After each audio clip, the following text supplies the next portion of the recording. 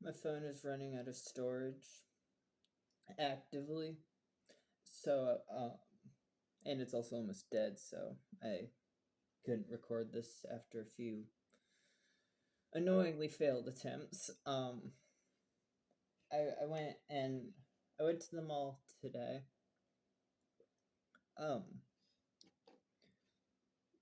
And when I got there, was a group of people out there protesting one of the stores inside. So with that, I'll just do this part. Black Friday and Cyber Monday bring about sales on everything imaginable in general life. Car parts, clothing, even pets. For a whole weekend. Outside of the Tucson Mall the day after Black Friday 2025, a group protesting Animal, a pet shop inside, was aroused.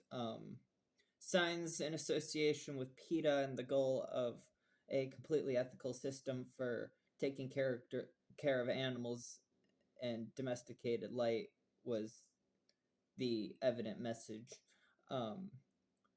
Animal Kingdom, as a result of the sales, was quite busy and unable to reach in regards to it, and it was mainly just workers in there anyway, so can't really do anything with that. They're just people trying to make a living, and it's also kind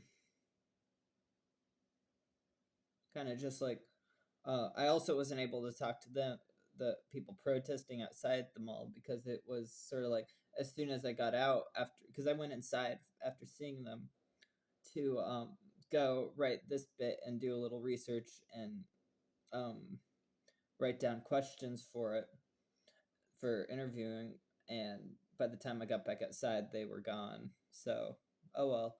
I got some good research, some interesting research, and some questions for if they're there whenever I'm there next. I don't know. But anyway, I got some interesting research about PETA done. And I do, I guess, kind of doubt it, because the main proponent is, I guess, the Best Friends Animal Society. And while what I read did use PETA's own words and such, in reference to their actions being inconsistent, or at least actually consistent with itself, which is kind of the strange part to why someone, I guess is the point of Best Friends is trying to make. But I do also have a lack of trust in the Best Friends Animal Society, given their history originating as a self-proclaimed quote deviant psychotherapy quote therapy cult unquote. That's sort of a tongue twister. Christened themselves under the Process Church of the Final Judgment originally, and that's a whole can of worms to get into. But if there's anything weird going on there, at least Dana, Rotting Jewels Online, has a good amount of research into that, active ongoing research into the largest no-kill animal shelter in the US, which started as a Scientology spinoff, or at least that's what the public consumption narrative was. What it actually is, I don't know. I've known about the process for 4 years now, and they pop up everywhere. Like, the process literally pops up everywhere, or at least some form of it. I was watching this show, Lego Masters. What do you know? One of the episodes, they bring in dogs from, guess who? Best Friends No Kill Animal Shelter. Well, that's interesting. And it's just the whole Scientology network of things is very strange. But anyway, the aggregated data suggests that Best Friends is right in their statements against PETA because according to sources, between 1998 and 2023, PETA euthanized 45,000 some 45,000 animals, which is completely in line because philosophically, PETA wants to, though they cover it with flowery language, like they want to assure you that they, quote, do not oppose kind people who share their lives and homes with animal companions whom they love and treat well and care for properly. That's directly from PETA's website, and so is this. Part of PETA's apparent hostility. Quote, in a perfect world, all animals would be free from human interference and free to live their lives the way nature intended. They would be part of the ecological web of life as they were before humans domesticated them. Now, I can get behind not hurting animals because it's just not fun to see, and yeah, but it's like, what you want to let nature take its course by euthanasia and artificial selection, because whether these animals, like, they might have horrible past and ailments, but if you really want to be completely ethical and let nature take its course like that, you don't euthanize, you just let it take its fucking course. But the thing is, with those two statements, PETA is, in a sense, advocating the death of pets, which, I mean, I guess fine, morality is subjective. They have theirs. I have my own standards, though I don't like to call it that, though I guess even that's sort of a thing.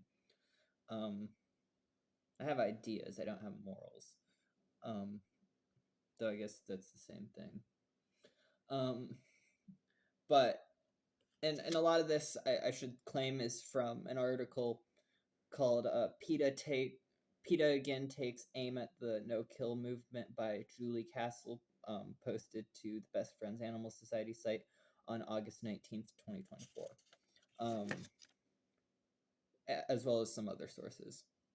And I am being incredibly contrarian, I guess, in a sense, because after not being able to get in with the thing, because their whole thing was against, like, breeding and puppy mills. That's what the group outside of the mall was against.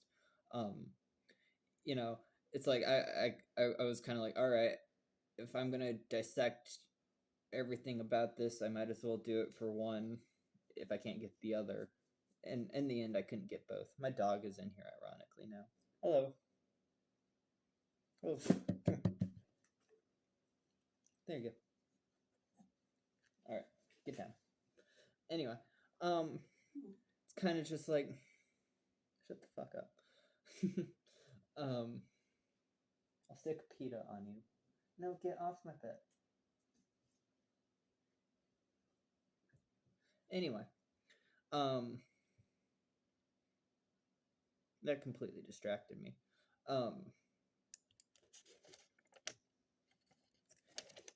Yeah, given PETA's own language and actions, it seems inconsistent to be, like, against what I'm curious is, are these combined grievances based on something relatively concrete able to work together in spite of contradictions internally? Because it seems like PETA's own language and actions represent a fundamental contradiction, because even with the mills and breeding systems, like, PETA's euthanizing it all the same, and while conditions might be a little nicer, it's, I guess, the same end at the end of the life, which I'm just trying to. I'm not making any declarative statement on who's right or anything. I just want to figure out the. I guess I want to follow it to its conclusion, even if there isn't some logical conclusion, because there isn't always one, you know. And so, with that, I would want to know what does ethical exactly mean? What about breeding animals for distribution is unethical in of itself? Shut up, please. How does the store inside of there partake in that? How do rivaling organizations compare? Are organizations and institutions made for the purpose of promoting the ethical treatment of pets and animals be trusted? And if so, how do they get proven as such, and what's the standards? And while unavoidable, does contradiction in application matter, like with PETA? Like with all of it, is protest effective still? And in terms of things, which would be a more optimal entity to go with, best friends or PETA? Because while PETA has its things and does kill the animals, best friends is also suspicious, to say the least. And with that, are there any local groups that can be trusted in regards to things? Because as opposed to some grand national group, which some national entity which isn't, that seemed to go against its own goals, even if it is put into nice language. But yeah, then I went to a bookstore and I got this book right here called Atomic Cafe, The Atomic Cafe, which is, I know they made a movie or something about it, but I'll read it here in a bit. I'm not going to read anything tonight, and I'll explain why, though who knows, given this what it is, it might be possible to do. So, because I don't have a car, I've been taking public transportation, and I'm not exactly versed in it yet enough to be terribly good at it and understand the bus routes and times and schedules and stuff. So I do have to walk a lot, which is fine. I prefer walking, honestly, though the bus makes it easier because things are not as close together here, though they're relatively close. Like, I mean, if I want to go to Walmart, it's just about 1.5 mile walk. If I want to go to, get like a bagel or something, it's not even a 10-minute walk. But anyway, so with public transportation and not exactly completely understanding it, I get off at the wrong spot or something, or just get off at a spot because that was just the most convenient one to get on, that seemed like it would get the closest to it. So anyway, I wind up at one spot, and so in total it's about 4.1 mile to walk back, and did that. But during that walk back, I stopped at a shop that will sell to me things even though I'm underage by 2 years. 2 years. Apparently both my devices are running out of storage. This thing also decided to stop recording that. But this one is easier to clear up storage with than my phone, because my phone's stupid. I went on a rant about how stupid laws are in regards to age and that stuff, but that's a time and told again argument that I don't care to repeat in a also a waste of breath. But yeah, anyway, with that, I wound up with this for a discount because they like me there. And I'm also the only person they'll sell this stuff to because technically they're not supposed to sell it at all. But shit ton of edibles. And I got it for about $70. As opposed to what it would have been in total, which would have been like 140, because yeah, I don't know, they like me there, so I'm not going to complain. And that's also the most money I'm going to spend this week now. Well, aside from an Amazon thing I ordered, because I ordered 2 shirts on Black Friday, and a book. I got a book called A Short History of Decay coming, which should be interesting to read. Then I finished I think I talked about that already. I don't know. I'm talking to myself for the most part here. This is the audio version of this, I guess. Which I got that sticker from Shane Bugbee, which is a pretty cool sticker. And also, I got a bag from Shane a while ago, that I've been using a lot. This is a bag that I attached to it earlier to hold the thing as I was walking. But this is a bag I got from Shane, and it's a really good bag. So, if you can get any of Shane's fabric works, do so because they're great. Shane Bugbee. Fuck. What's that? FreezingMoonCanObsessYou.com. It's not even up anymore. BombAssRecipes.com. That one should be up. Go to BombAssRecipes.com. Then, yeah, just that, researching stuff. Hopefully this book tomorrow, well, not hopefully, it should get some perspective for something. Whatever that'll do, I'm not sure. But, yeah, all this stuff will coagulate into something. And, yeah, still gotta clean out the car, which I'll do in the morning, because it's dark out and cold now, and I'd rather not go outside in that.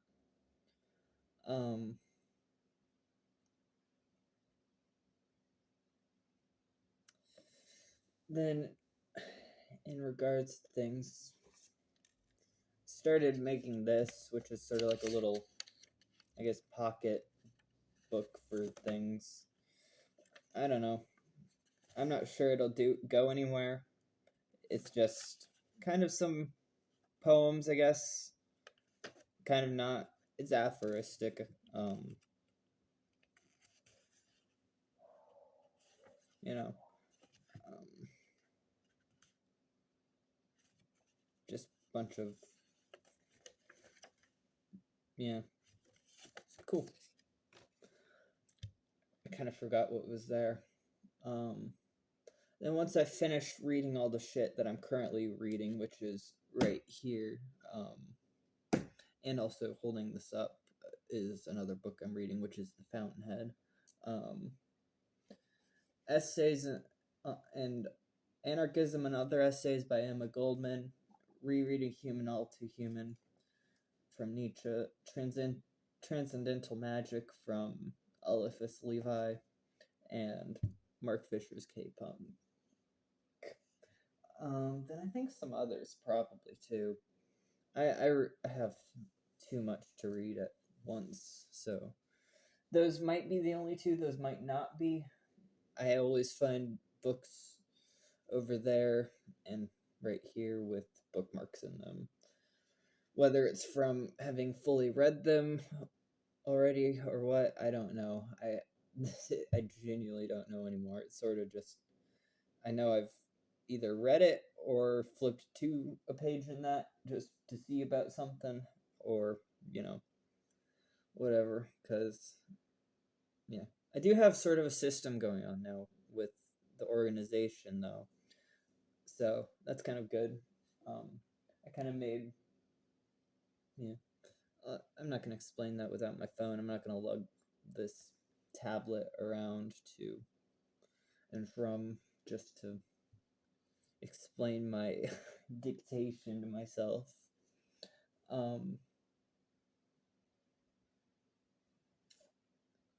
But yeah,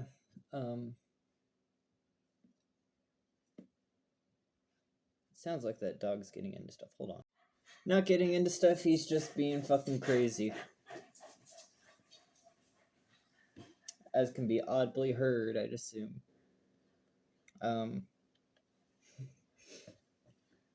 Yeah.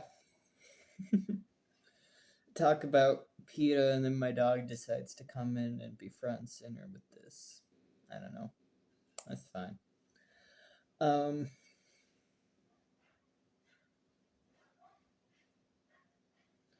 But yeah, just a lot more, I guess, research to do.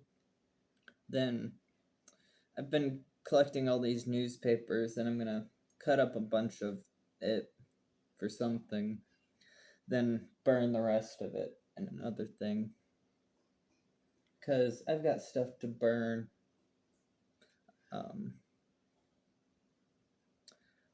Guess there's kind of no point in keeping it around. You know, I don't have a car anymore, and frankly, after, you know, everything, all things considered, yeah, I'll just let it burn.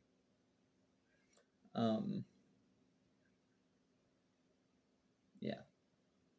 But just sort of considering what perception is right now. And I'm also reading this, which is apparently really hard to come by. I can't find it anywhere else,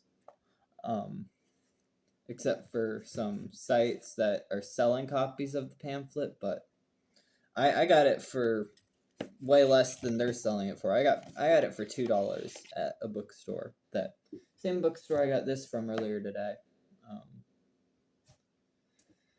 But yeah, I'm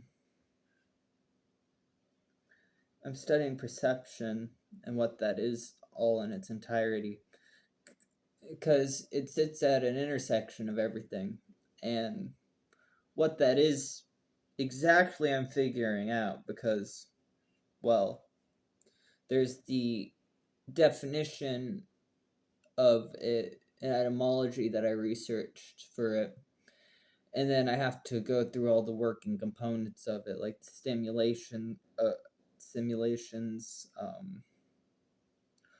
It's a lot. It's not a lot. It's one spoon at a time. One spoon at a time. You know, just got to have to formulate the ideas before doing any of it, or enacting any of it. Though a lot of the ideas are already said and done. It's just a matter of correct articulation, and whenever that falls into order, with time and research and all that. But with that all, it's, yeah, I don't trust either best friends or PETA, I guess, at the end of the day. Shane Bugby makes good crafts such as bags and books, and public transportation is free, but very sort of complicated here. That's the takeaways. And also my dog was being crazy, so there is all that. And I didn't read. I think it's funny because I make a lot of poems that can't be read because it's like the way I write it is so that it's so multifaceted in its layering, I guess, because I do think about it like it's not just like it's both just word vomiting and just all intentional in what it says.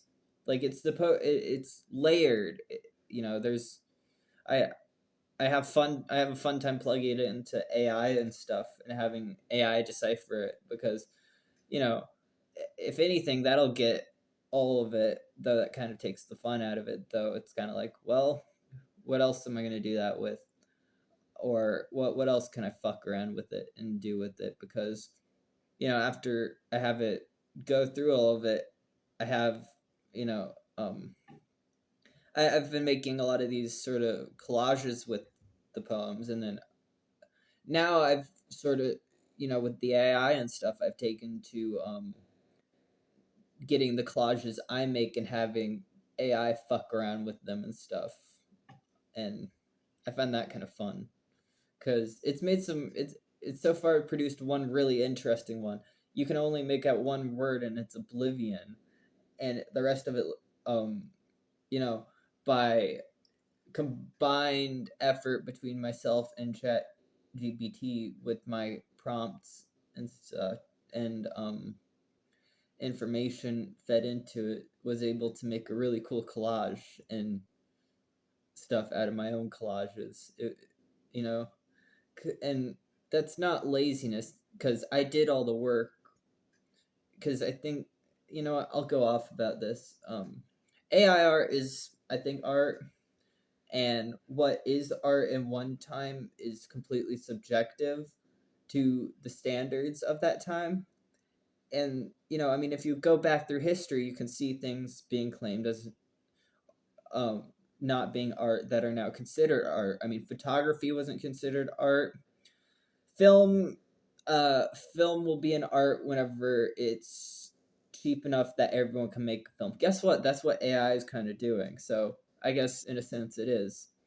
Um, you know, the Dadaists weren't considered art. You know, a lot of postmodern stuff is debated on whether it's legitimate classifications of art. You know, there's Entarte Kunst, whether that's an actual Entarte Kunst is an actuality. You know, degenerate transgressive art is real. You know, art that kills is an actuality. You know, but um, and that's actually a perfect example because, you know, the degenerate artists, transgressive artists, you know, people that have actually gone to fucking prison for, you know, making a comic book, say like Mike Diana, um, search it up, Florida, and Shane Bugby was the one. Yeah, you know what? I'll also talk about this because I saw that Mike Diana is doing another thing about his history.